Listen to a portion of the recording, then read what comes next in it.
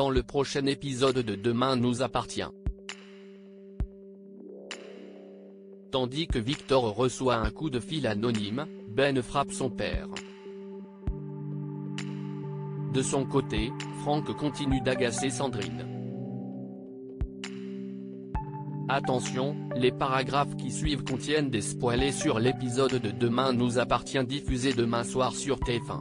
Si vous ne voulez rien savoir, ne lisez pas ce qui suit.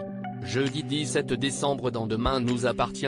Victor reçoit un coup de fil anonyme au poste, Karim informe ses équipes que la personne qui a agressé les Brunet est un copycat. Pendant ce temps, Timothée affirme une fois de plus à Noor que Rémi est son agresseur et que son alibi ne tient pas la route. Même si la jeune femme ne le croit pas, le fils Brunet, qui est très inquiet pour elle, lui conseille de faire attention et précise que Rémi est un homme dangereux. Alex annonce à Flore qu'il va faire installer une alarme télésurveillée chez Chloé. La directrice de l'hôpital se montre jalouse mais Alex jure qu'il fait cela uniquement pour protéger ses filles avant d'assurer que son histoire avec Chloé appartient désormais au passé. L'ostréiculteur se rend ensuite chez son ex-femme et parvient à la convaincre de faire poser une alarme. Avant de partir, Alex aimerait organiser un dîner en famille prochainement mais Chloé rétorque que c'est encore trop tôt. Au Little Spoon, Fleur confie à son fils qu'elle a l'impression que Chloé sera toujours présente dans son couple. Bart l'encourage alors à faire preuve de patience sans quoi elle pourrait bien perdre l'homme qu'elle aime. Peu après, Fleur invite son fils à passer le réveillon de Noël mais il décline car il ne se sent pas prêt. En parallèle, Victor s'introduit dans l'hôpital et fouille le casier de Rémi. Une fois qu'il a pris en photo ce qui y était entreposé, l'homme d'affaires rejoint Fleur au marché de Noël et indique avoir découvert 8 000 € dans le casier de l'infirmier. Alors qu'il regarde Soraya et Rémi déambuler dans les allées du marché, Victor reçoit un appel d'un mystérieux inconnu qui affirme détenir le fameux dossier avant d'ajouter qu'il faudra payer pour le récupérer.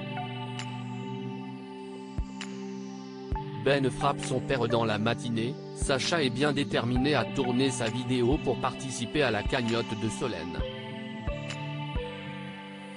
Tandis que sa compagne estime qu'il devrait parler à son fils, Sacha est persuadé que Ben changera d'avis en voyant son travail.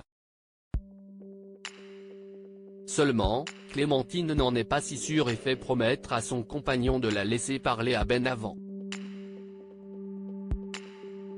Malheureusement, Sacha n'en fait qu'à sa tête et publie la vidéo sur les réseaux sociaux sans l'avertir.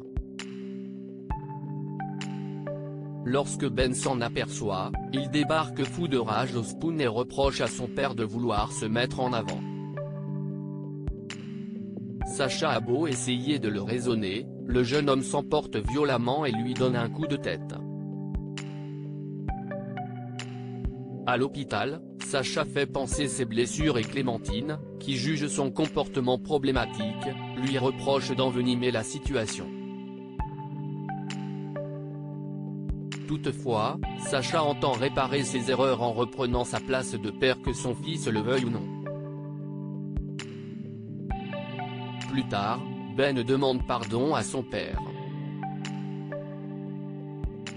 Dans la mesure où il est convaincu que son fils n'en a rien à faire, Sacha lance qu'il a été trop laxiste avec lui et que ce qu'il a fait est bien trop grave pour rester sans conséquence. En hurlant, le coach sportif ordonne alors à Ben d'aller dans sa chambre. Franck continue d'agacer Sandrine et chez les Lazari, Morgane se réjouit à l'idée qu'Anne-Marie fasse visiter la ville à son frère.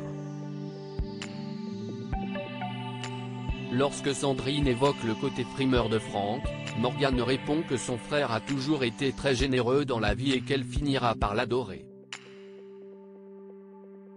Dans l'intervalle, Anne-Marie et Franck se baladent au marché de Noël de la ville.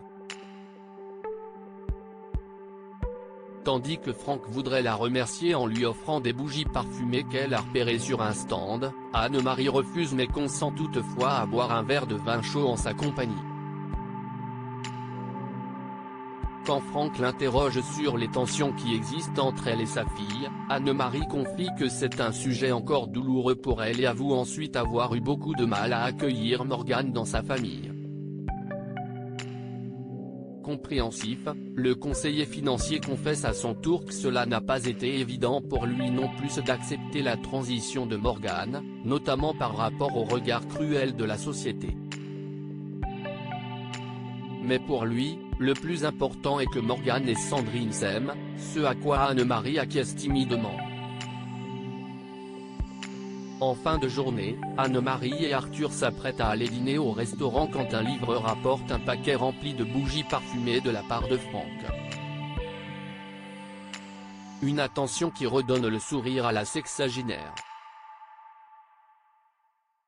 En rentrant, Arthur parle à toute la famille du cadeau de Franck à Anne-Marie pour la remercier de lui avoir fait visiter la ville. Selon Sandrine, il en fait trop mais Arthur se réjouit quant à lui que sa grand-mère se soit fait un nouvel ami.